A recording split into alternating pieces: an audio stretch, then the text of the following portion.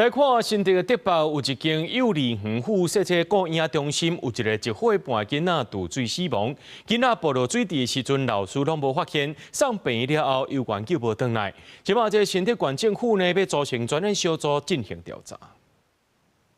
幼稚园的生态池边啊，已经扣封锁线，要调查囡仔到底是安怎爬入去水池内底。这个月初8，新竹一间强调生态自然幼稚园附设托婴中心发生一个1岁半的囡仔无细里渡水的意外，当时老师带囡仔去户外，有一个1岁半的囡仔囝意外爬入去大约20公分深的生态池，经过紧急送医，尾啊不幸过身。对于孩子的离去与家长的伤痛，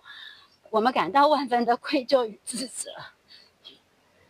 未能做彻底守护孩子的安全，我们责无旁贷。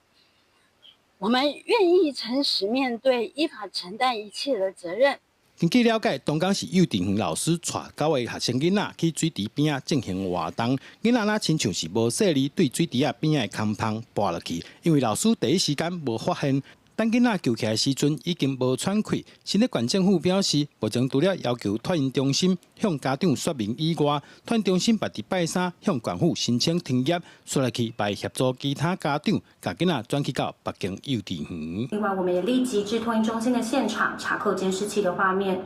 目前，县府已经组成了专家调查小组，进场协助进行场地的勘查跟人员的访谈，希望可以尽速厘清本案发生的原因。据统计，中心现在尚有29名的收托幼童，故中心已于今日正式发函本府，申请于11月15日停业。 新竹县社会处指出，目前县府已经设立专案小组进行调查，针对人员的疏失也是管理上的问题，依照调查结果对幼稚园做处分。幼稚园负责人该照顾细汉囡仔的老师，爱负起什么款的相关责任，该等待司法调查厘清。记者杜君和新竹报道。